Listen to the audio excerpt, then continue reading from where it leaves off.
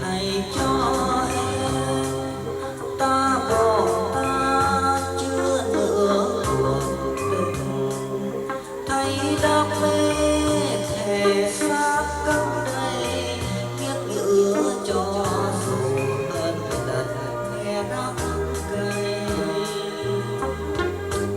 Những lời này cho em, ta hận ta khi đôi mặt trời, đêm đơn gói chợt thấy đêm dài, tay bỏ tay rồi nên đạp lòng đôi nơi.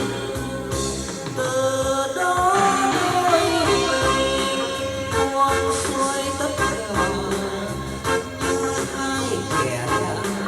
Em gặp anh mày anh gặp em gục đầu, khóc buồn dài hút hút đoạn buồn một lần qua.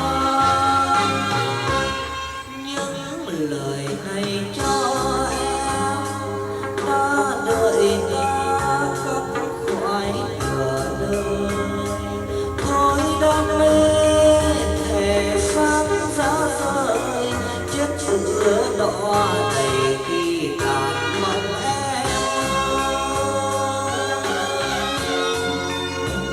Thôi đam mê thề xác giá rời, chết giữa đỏ đầy khi tàn mong em.